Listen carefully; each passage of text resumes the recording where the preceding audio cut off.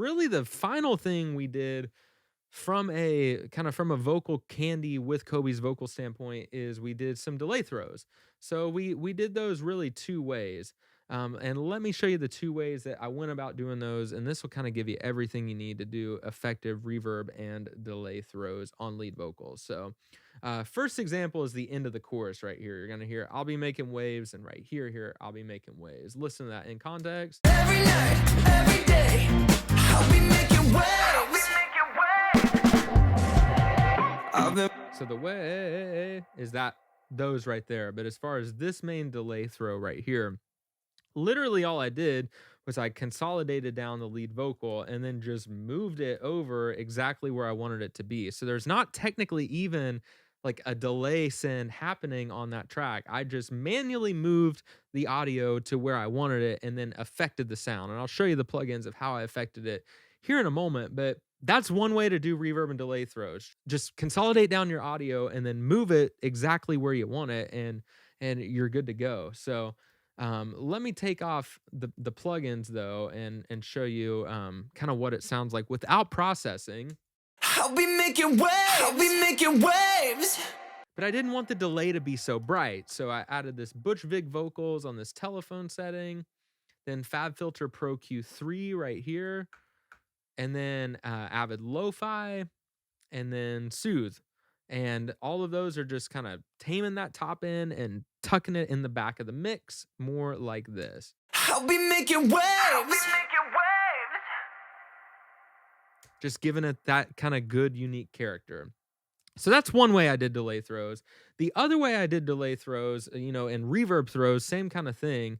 And these happen in the verse, is they start kind of from the same place of just consolidating down the vocal and then dragging the word up that you want to throw. But I'll show you on like the words feeling right here. Lately I've been feeling bulletproof, like I ain't got no ceiling for what I'm about to do. I'm making my own current, and that's the truth. So I already went ahead and consolidated those down, but literally here I have the original track right here. So in this case, I didn't actually drag the vocal to where I wanted it to sit, if that makes sense. What I did instead is I sent it to a track with a delay at 100% wetness, and then set the delay, at the speed that I wanted, in this case, as a quarter note. And what that does, by setting it at 100% wet, it's going to feed back the delay and put the delay where you want it to be.